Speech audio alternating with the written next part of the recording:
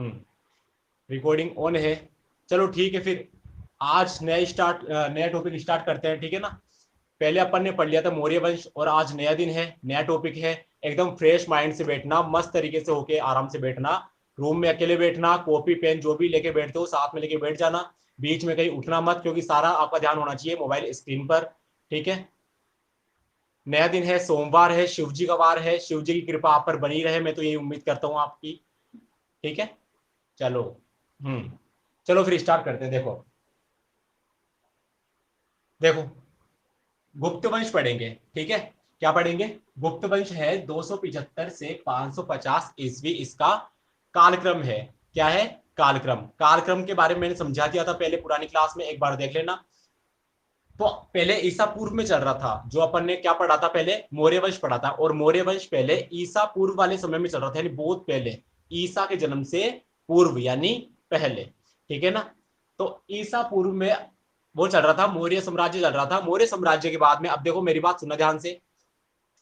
मौर्य साम्राज्य के अंदर अगर मैं बताऊं आपको कि अंतिम शासक कौन हुआ, एक बात ये भी नोट कर लेना, फिर आगे स्टार्ट करेंगे अपन। देखो अपन ने पढ़ा था पहले मौर्य, मौर्य वंश पढ़ा था।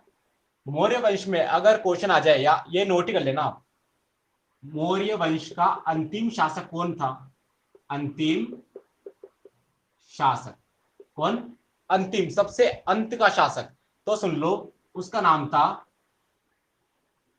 बृहद्रथ। बृहद्रथ, ठीक है। कौन था? बृहद्रथ। तो मौर्य वंश का अंतिम शासक था बृहद्रथ नाम का शासक, ठीक है। और इसकी इसकी फिर यह सबसे अंतिम था, इसके बाद में कोई नहीं था। मौर्य शासक सबसे अंतिम वाला, सबसे अंतिम वाला था ये, याद रख लेना, इसको क्वेश्चन आएगा ये भी। तो सबसे अंतिम शासक बृहद्रथ, और इसकी हत्या कर दी थी एक किसने, नाम था पुष्यमित्र। पुष्यमित्र शुंग। किसने हत्या कर दी थी? पुष्यमित्र शुंग ने इसको जाके मार दिया था, ठीक है। पुष्यमित्र शुंग ने इस बृहद्रथ को जाके मार दिया था। और जो पुष्यमित्र शुंग था, इसने, इसका गोत्र देखो क्या है, शुंग। तो इसने क्या कर दिया था, इसको मार के, अब इसको मारने के बाद पूरा मौर्य साम्राज्य खत्म, पूरे मौर्य वंश का पतन हो गया, खत्म हो गया, ठीक है। तो इसको मारने के बाद मौर्य वंश साफ है, कोई नहीं बचा। अब पुष्यमित्र शुंग क्या करता है, इसको मार के शुंग वंश की स्थापना कर देता है। किसकी स्थापना कर देता है? शुंग वंश की। किसकी? शुंग वंश की स्थापना कर देता है, ठीक है ना। तो ये बात ध्यान देने लायक है। हाँ, कमेंट में बता भी रखा है उर्मिला ने कि बृहद्रथ अंतिम शासक था। हाँ मैंने देख लिया, वेरी गुड। देखो, तो अंतिम शासक बृहद्रथ था। बृहद्रथ की हत्या कर दी थी पुष्यमित्र शुंग ने, और पुष्यमित्र शुंग ने शुंग वंश की स्थापना कर ली थी। फिर किसकी स्थापना कर ली थी? शुंग वंश की स्थापना कर ली थी, इतना याद है। अब देखो, तो मौर्य के बाद में कौन कौन से वंश आए थे बीच में, देख लो। जो मोस्ट जो मोस्ट है अपन वही पढ़ेंगे, और जो बीच में जिन जहां से क्वेश्चन उड़ते ही नहीं है कभी भी, मतलब ऐसे ही रेयरली अगर उठ जाए तो उठ जाए, वैसे उठते नहीं है। तो मौर्य वंश के बाद इस पुष्यमित्र शुंग ने शुंग वंश की स्थापना कर ली थी। तो कौन सा वंश आया था इसके बाद, मौर्य के बाद? शुंग वंश आया था। इसके बाद आया था सातवाहन। सातवाहन सातवाहन वंश आया था, ठीक है। ऐसे बीच में दो चार वंश आए थे, फिर कहानी खत्म हो गई थी, सब सारी कहानी खत्म हो गई थी। इतने कोई ज्यादा प्रभाव नहीं छोड़ पाई है जो वंश है ना बीच में, शुंग वंश, सातवाहन वंश, अपना इतना ज्यादा प्रभाव नहीं छोड़ पाए भारत के ऊपर, और इनका भी जल्दी ही पतन हो गया था। तो इतना स्क्रीनशॉट करो, इतना स्क्रीनशॉट करो पहले, इतना स्क्रीनशॉट करिए आप।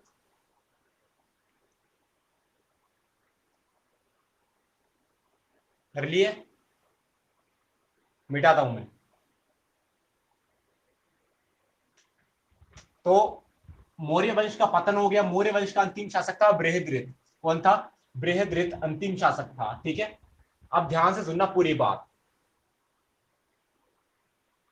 अपन ने पढ़ा मौर्य वंश, मौर्य वंश के बाद एक वंश आया, शुंग वंश आया। शुंग वंश के बाद कौन सा बताया मैंने? सातवाहन वंश आया। ये इतना ज्यादा प्रभाव नहीं छोड़ पाए। अब इसके बाद एक एक और महान साम्राज्य की स्थापना होती है।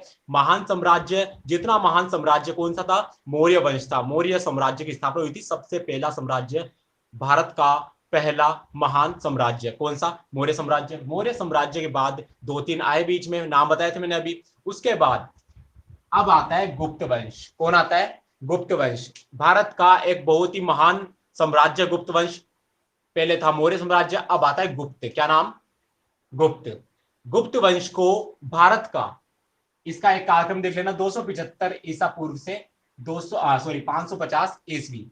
275 ईस्वी से 550 ईस्वी, वो था ईसा पूर्व वाला मौर्य साम्राज्य। अब ये ईस्वी यानी मैंने बताया था ना कंसेप्ट कालक्रम का, ईस्वी यानी अब ईसा मसीह के जन्म के आगे आ गए।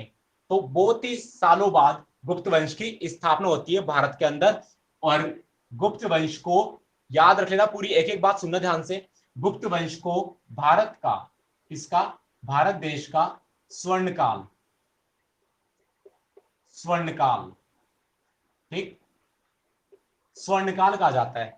ठीक है, गुप्त वंश को, गुप्त साम्राज्य को स्वर्णकाल की संज्ञा दी गई, गोल्डन एज। कौन सा एज? गोल्डन। स्वर्ण यानी सोना, तो गोल्डन, गोल्डन एज।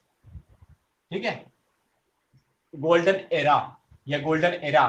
ठीक है, गोल्डन एरा यानी स्वर्ण युग, स्वर्ण काल। तो गुप्त वंश को भारत का स्वर्ण काल कहा गया। क्या कहा गया? स्वर्ण काल, सोने का युग। किसका युग? सोने का युग। ठीक है, ध्यान से सुनना पूरी बातें। तो अब गुप्त वंश की स्थापना होती है, और गुप्त वंश की स्थापना कौन करता है, यानी उसका संस्थापक कौन है? पहले अपन ने पढ़ा था मौर्य वंश। मौर्य वंश का संस्थापक कौन था? बताओ, देखिए कल अगर रिवाइज किया होगा तो आपने। मौर्य वंश का संस्थापक कौन था, बताइए। Very good, very good. हाँ, दो के जवाब आए, वेरी गुड। तो उसका तो चंद्रगुप्त मौर्य था।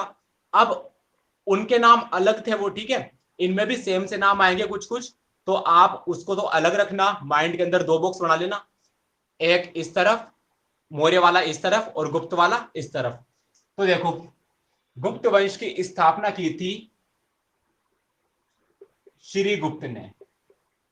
किसने की? श्रीगुप्त ने। ठीक है, ये याद रख लेना अच्छे से।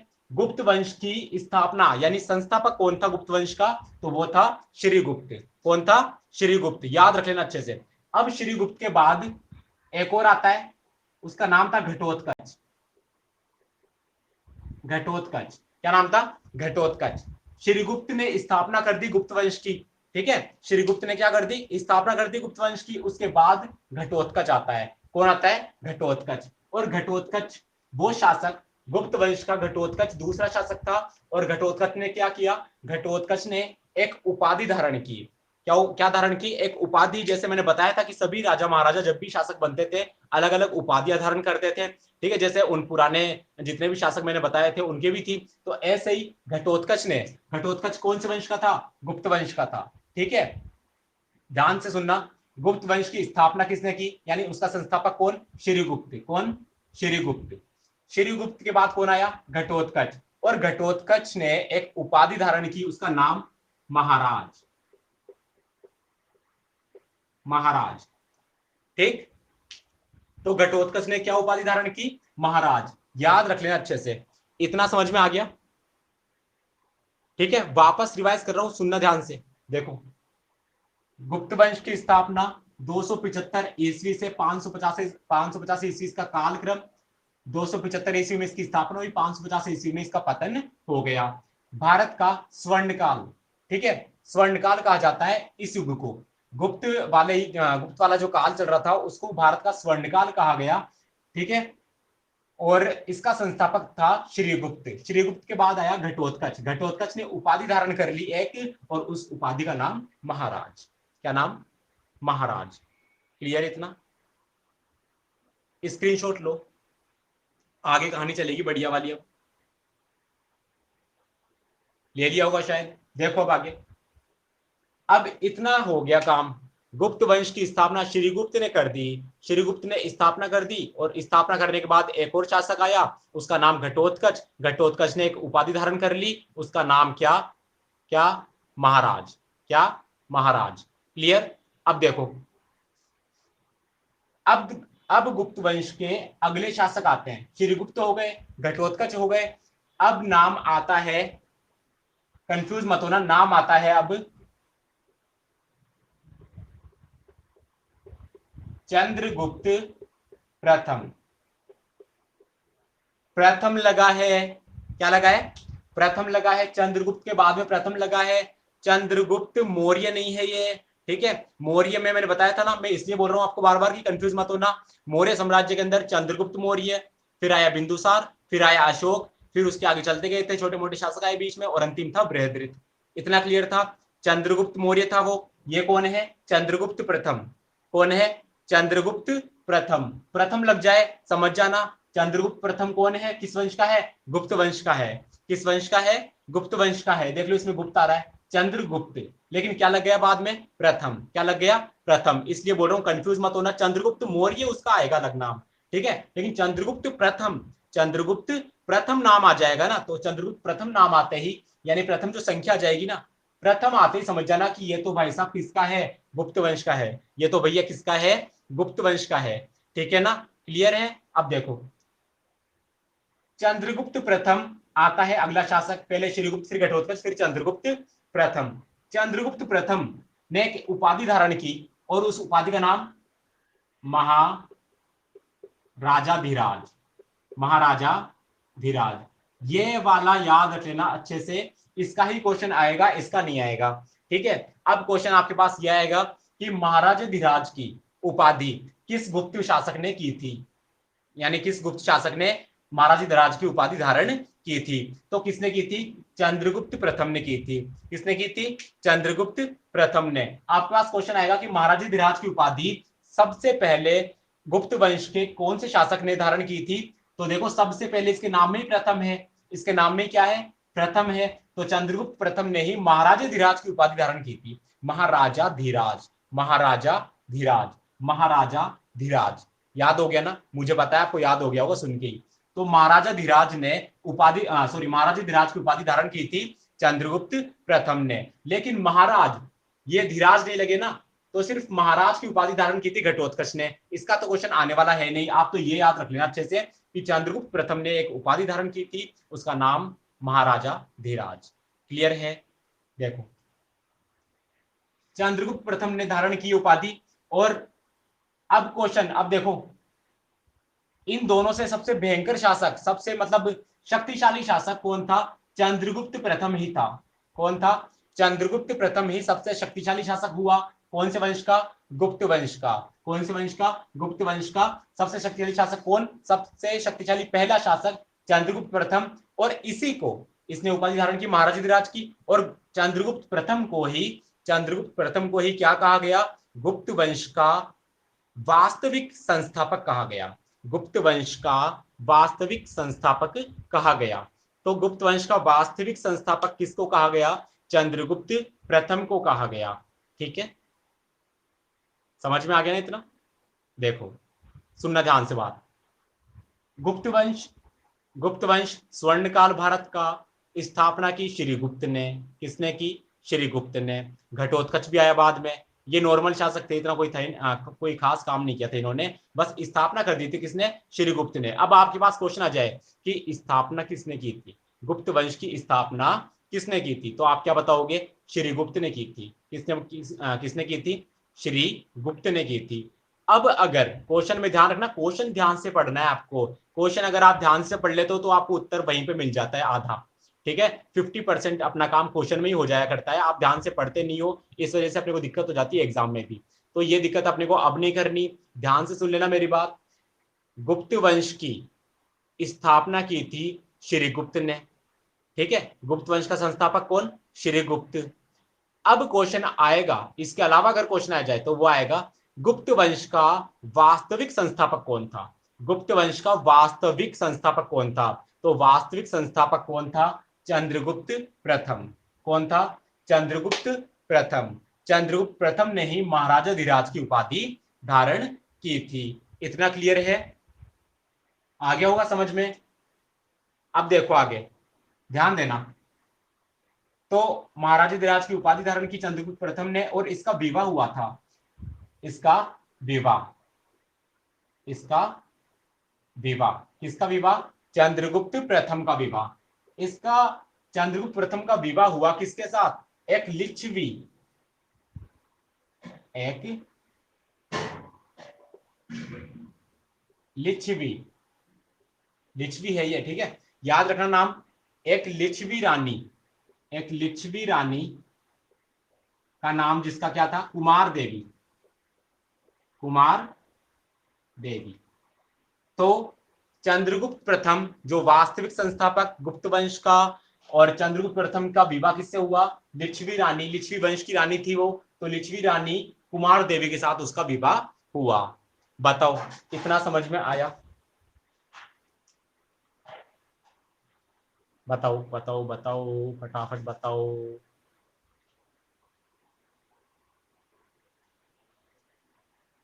आ गए हैं? Yes sir, okay. हाँ सर, यस सर, चलो ठीक है, समझ में आ गया, मतलब इतना आ गया ना। चलो फिर स्क्रीनशॉट लो फटाफट, अब इसका स्क्रीनशॉट लो, मैं पानी पीता हूँ।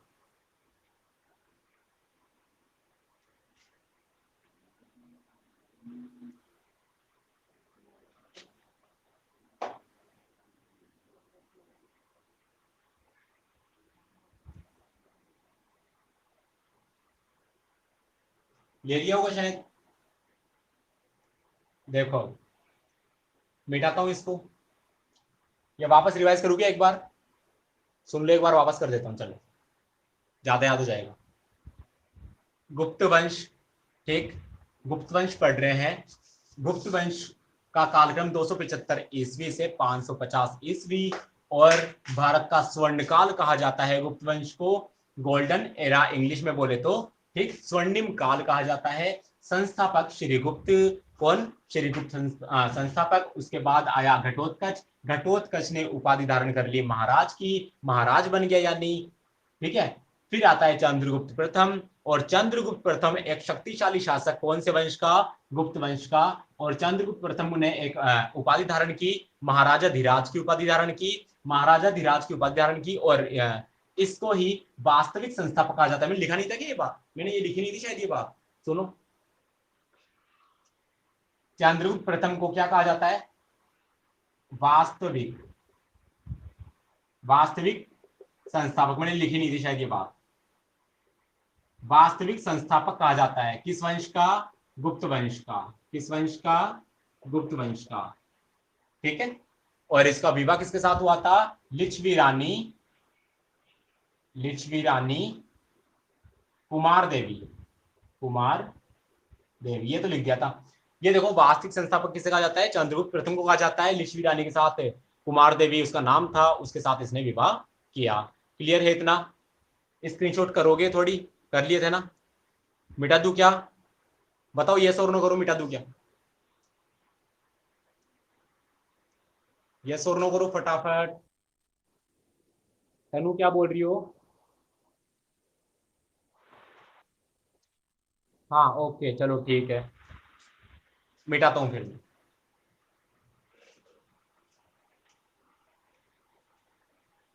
तो ये अपना गुप्त वंश चल रहा है, ठीक है ना?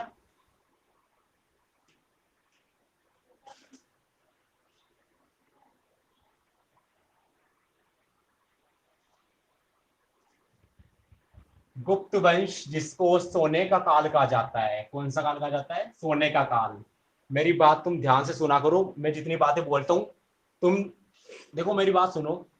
अपन देखते हैं और सुनते हैं ना ध्यान से ज्यादा ज्ञान बढ़ता है अपना, ज्यादा से ज्यादा बातें माइंड में आती है, वो याद रह जाती है ऐसे ऐसे। जब आप एग्जाम में क्वेश्चन करोगे, क्वेश्चन आएगा कोई भी यहाँ पे जो भी अपन ने पढ़ ली है उनमें से क्वेश्चन आएगा, तो आपके क्या ये वीडियो चलने लगेगी, ये जो अपनी पढ़ी हुई क्लास है ना, ये मेरी बोली हुई बातें सारी आपके कानों में आ जाएगी, है ना? इसलिए बोलता हूँ ध्यान से सुना करो, आपको ज्यादा से ज्यादा याद होगा। और मैंने बताई थी ना पहले ये बात, कि 3 दिन पहले बताई थी शायद ये बात, कि बोलना कम चाहिए और ज्यादा सुनना चाहिए, बताया था ना मैंने। इस बात को आप हमेशा ही गांठ बांध लो, आप हमेशा पूरे जीवन के अंदर, क्योंकि ये जो बात है ना, कि बोलना कम चाहिए और सुनना ज्यादा चाहिए। अगर अपन सुनेंगे ना, तरह तरह के लोगों के पास जाते हैं, मेरी बात सुनो, जो अच्छी बातें होगी वो तो अपने को ग्रहण करनी है, और जो बुरी बातें होगी वो दिमाग से निकाल देनी है, ठीक है ना? चलो ठीक है, अब देखो, तो गुप्त वंश पढ़ रहे हैं, इसके अंदर पढ़ लिया है चंद्रगुप्त प्रथम के बारे में, इतना ही है जरूरी, ठीक है। आगे देखो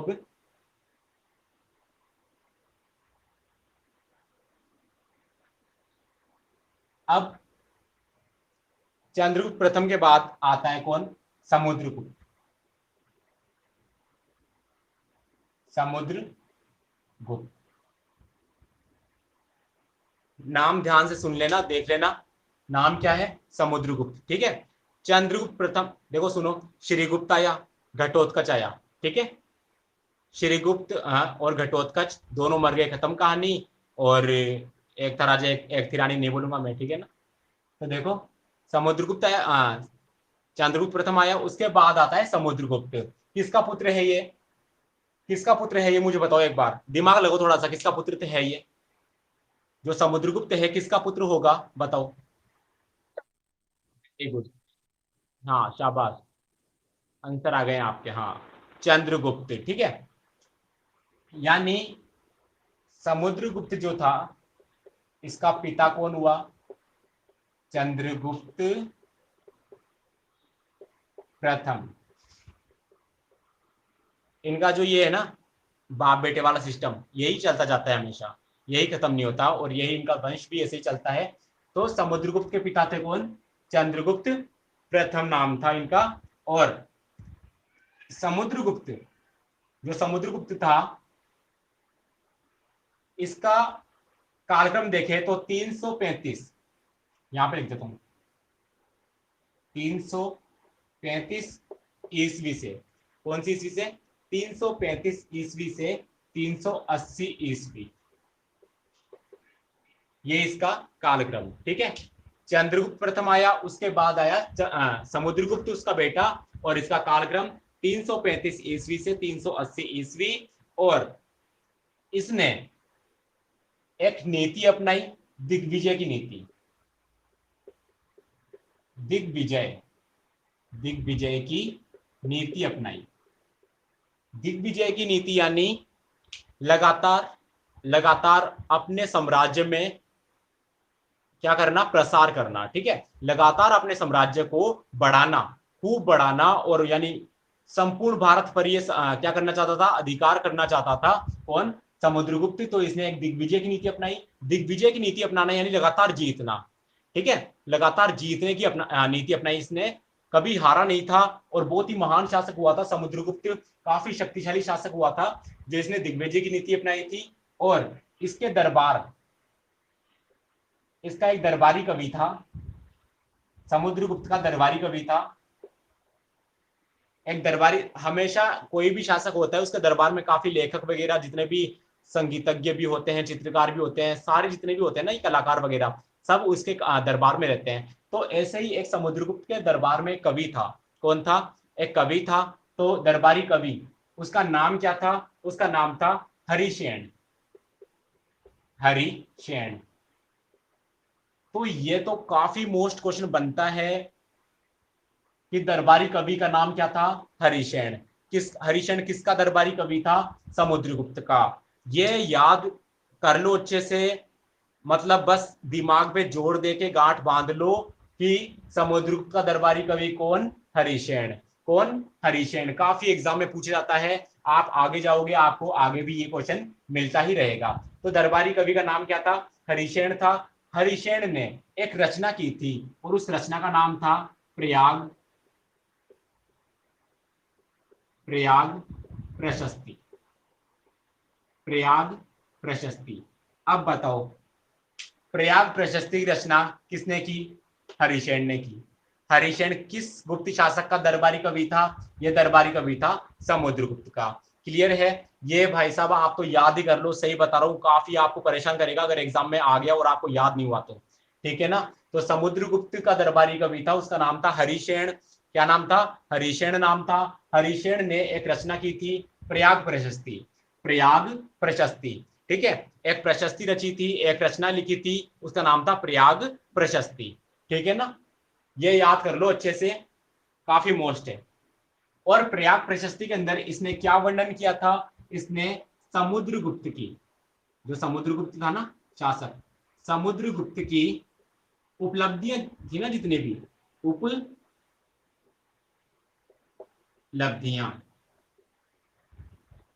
इनका क्या किया था, वर्णन किया था, इनका वर्णन किया था। ठीक है ना, इतना याद रख लेना कि समुद्रगुप्त का एक दरबारी कवि था, उसका नाम था हरिशेन।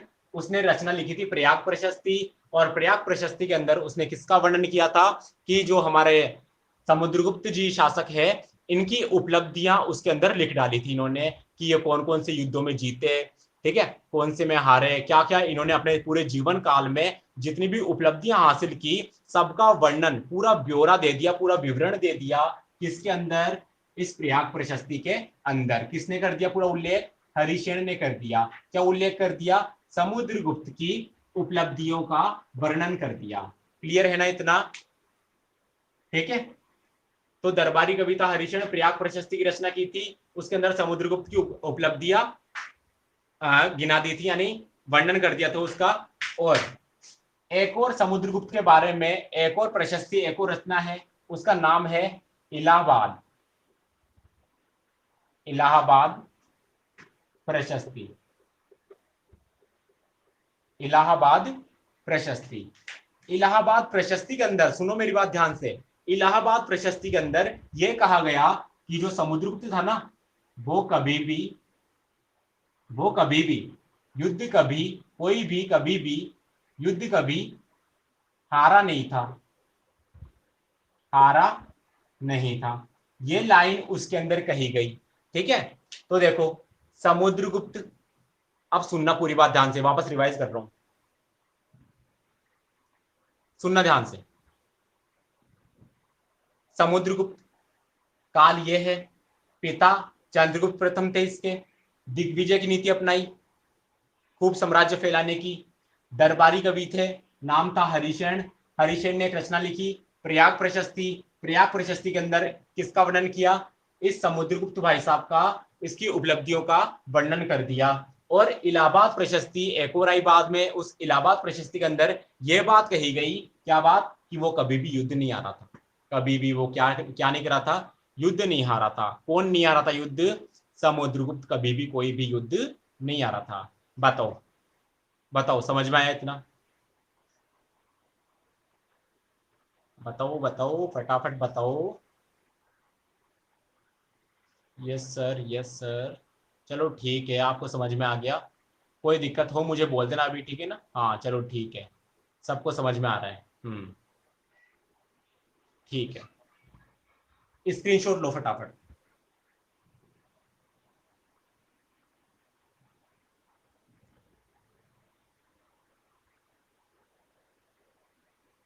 यस, मनीषा मंडल भी आ गई क्या, यस ओके। स्क्रीनशॉट लो फटाफट, इसका ले लिया होगा क्या, ले लिया शायद। काफी फास्ट हो मुझे पता है, आप लोग काफी फास्ट हो।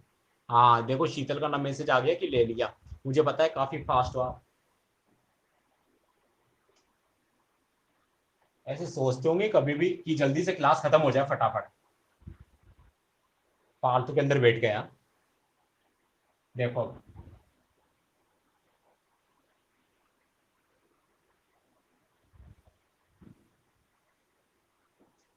पढ़ाई में ध्यान देना बेटा, मस्त तरीके से पढ़ाई किया करो एकदम, क्योंकि पढ़ाई ही है जिस जो आपको आगे ले जाएगी, वरना कुछ भी नहीं है, कोई मतलब नहीं है जिंदगी का, सही बता रहा हूँ। तो देखो समुद्रगुप्त के बारे में पढ़ रहे हैं, इलाहाबाद प्रशस्ति में कहा गया कि वो कभी भी कोई भी युद्ध ही नहीं आ रहा था, ठीक है ना, इतना शक्तिशाली था वो। अब देखो इसने एक यज्ञ किया, उसका नाम था अश्वमेध यज्ञ, ठीक है ना, अश्वमेध यज्ञ किया। तो समुद्रगुप्त ने एक यज्ञ किया, कौन सा, अश्वमेध यज्ञ, ठीक है। सुनना ध्यान से, अश्वमेध यज्ञ जो था, ये अश्वमेध यज्ञ, मतलब जितने भी महान शासक होते हैं वो सभी ये वाला यज्ञ करते हैं। इसके हिसाब से क्या होता है कि वो, ये जो यज्ञ होता है इसकी, इनकी महानता का परिचय होता है। ये जो शासक होते हैं इनकी महानता का परिचय होता है, एक हिसाब से काफी बड़ा होता है ये। तो समुद्रगुप्त ने किया, ठीक। अब देखो समुद्रगुप्त के बारे में ऐसा कहा गया या ऐसा पता चला है कि ये जो समुद्रगुप्त था, इसके शरीर पर 100 घाव, 100 घाव हो गए थे। कितने घाव हो गए थे? 100 घाव हो गए थे। किसके शरीर पर? समुद्रगुप्त के शरीर पर। समुद्रगुप्त के शरीर पर 100 घाव हो गए थे। कितने घाव? 100 घाव हो गए थे या उससे ज्यादा हो गए थे। ठीक है, इसलिए इसको 100 युद्धों का विजेता कहा जाता है। 100 युद्धों का विजेता। देख लो कितना भयंकर था। 100 युद्धों का विजेता, काफी शक्तिशाली शासक था। कौन? समुद्रगुप्त। 100 घाव हो गए थे उसके शरीर पर, इतने इसने युद्ध किए थे। 100 घाव, 100 युद्ध। 100 घाव, 100 युद्ध, और 100 युद्धों का विजेता। देख लो अब, 100 युद्धों का विजेता कौन? समुद्रगुप्त। इसका नाम ही समुद्र है, समुद्र, अथा, काफी बड़ा भंडार पानी का।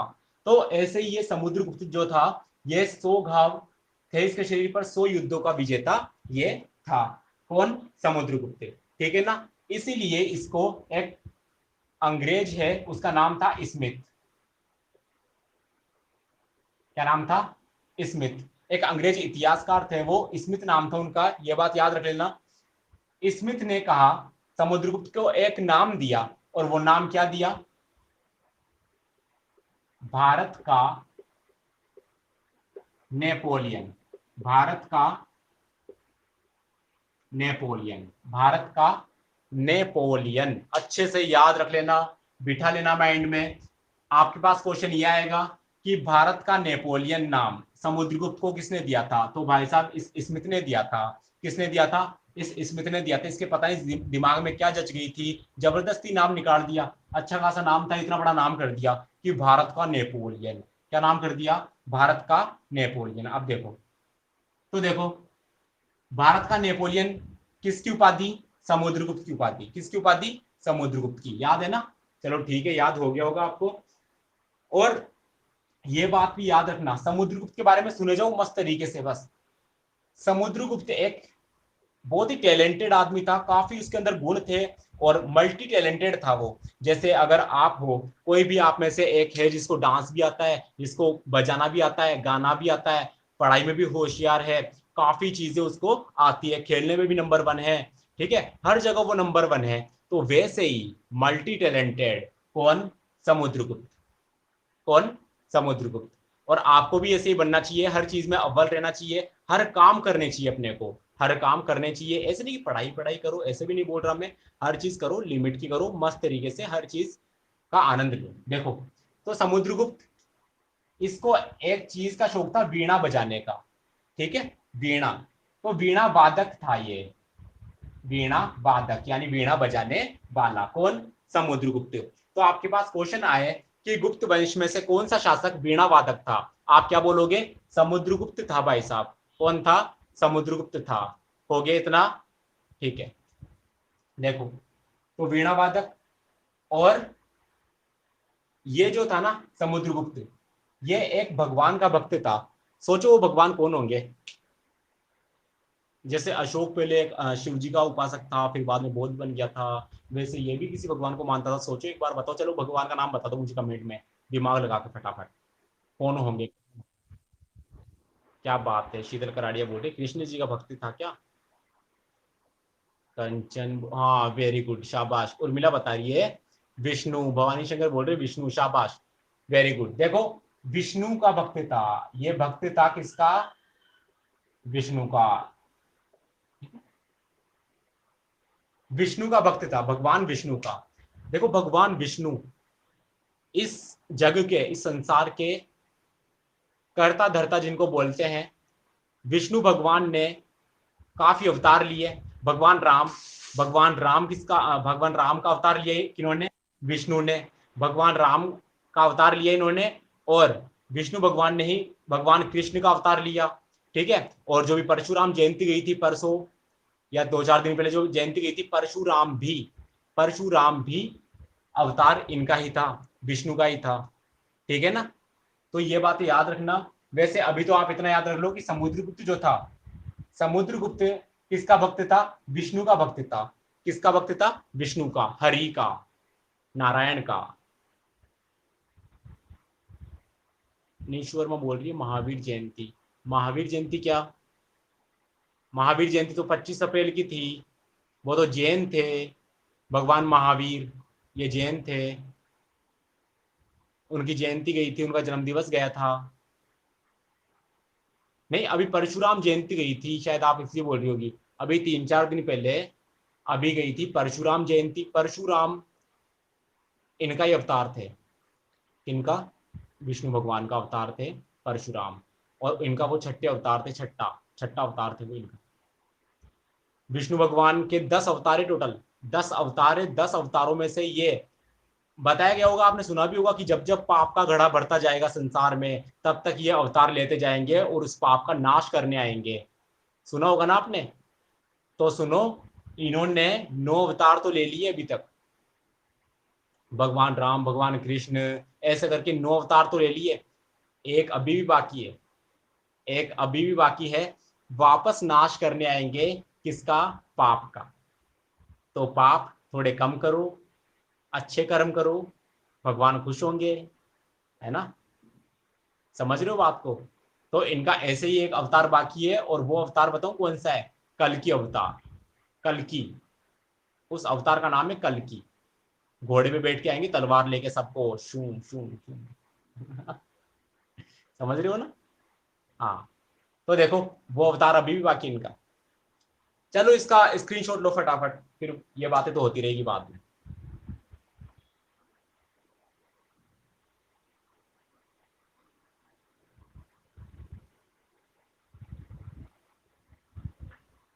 ले लिया होगा शायद। यस यस, ले लिया। कर लिया, ओके। चलो ठीक है फिर। तो आज की क्लास इतनी काफी है ना? टाइम भी हो गया काफी, इतना टाइम। और दिन क्या है, लंबी खिंच जाती है क्लास। हाँ बोलो। मुझे आवाज नहीं आ रही आपकी ठीक से।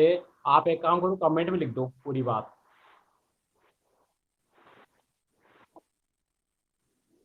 आवाज आवाज नहीं सुन पा रहा मैं आपकी। तनु आप कमेंट कर दो। हाँ, चंद्रगुप्त प्रथम। चंद्रगुप्त प्रथम का। अच्छा, चंद्रगुप्त प्रथम का कार्यकाल बताऊं? चंद्रगुप्त प्रथम का कार्यकाल देखो। हाँ सुनो ध्यान से, बताता हूँ। चंद्रगुप्त प्रथम, इसके पहले कौन गया था? चंद्रगुप्त प्रथम ही था ना? इस तरफ डिब्बा बना रहा हूँ, सुनना ध्यान से।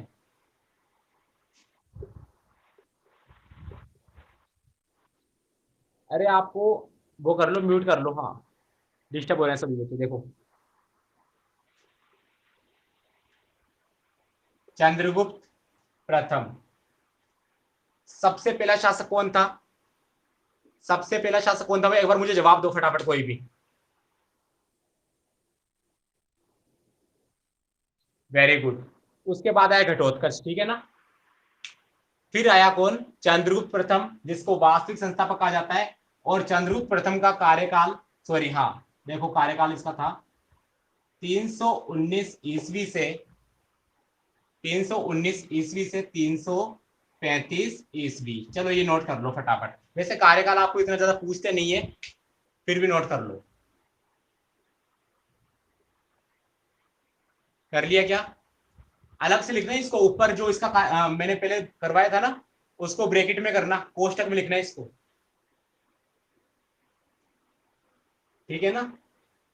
इसके साथ मत लिख देना। ले लिया होगा शायद, स्क्रीनशॉट लिख लिया होगा आपने। हाँ, अब बोलो कोई दिक्कत? हाँ लिख लिया। चलो बताओ, कोई दिक्कत है तो। आज तो मौसम अच्छा हो रहा है यार। आप सभी जयपुर के हो क्या? नहीं, शायद ये कहीं टोंक से है, अजमेर से भी है अपने पास, और कुछ आप लोग जयपुर से हो। बताओ कोई दिक्कत है तो फिर क्लास ऑफ करेंगे। आज के लिए इतना काफी है। इतना अच्छे से पढ़ना तुम, जाके रिवाइज करना, याद करके आना अच्छे से। तभी अच्छा लगेगा पढ़ाई के अंदर, वरना अच्छा भी नहीं लगेगा। हम्म।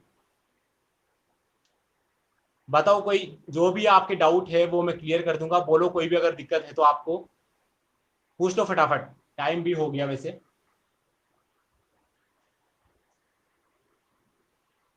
ओके सर बाय, चलो ठीक है फिर, ऑफ करें अपन। है गुड। वीणा जो वाद्य यंत्र होता था ना, माँ सरस्वती के हाथों में देखा होगा आपने वीणा। ओके उर्मिला, आपने माँ सरस्वती की तस्वीर देखी होगी कभी भी। हाँ, हाथ में होती वीणा, तो वही वही वीणा ये भी बजाता था, समुद्रगुप्त। वीणा एक वाद्य यंत्र होता है, वाद्य यंत्र यानी बजाने वाला यंत्र, उसको बजाता था कौन? ये समुद्रगुप्त। बहुत ही टैलेंटेड आदमी, मल्टी टैलेंटेड था। और बाकी जो बच्चे आज नहीं आए हैं वो देख सकते हैं रिकॉर्डिंग। और मैं एक तो ये रिकॉर्डिंग का सिस्टम बंद करूंगा, क्योंकि आप आते नहीं हो फिर लाइव, है ना। रिकॉर्डिंग को हटा दूंगा मैं, फिर देखना कहाँ से देखते हो। फिर तो लाइव आना पड़ेगा।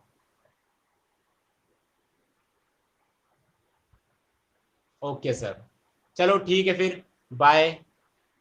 नहीं रिकॉर्डिंग। ओके बाय, चलो ठीक है फिर मिलते हैं कल। ओके बाय, ओके, चलो ठीक है एंड।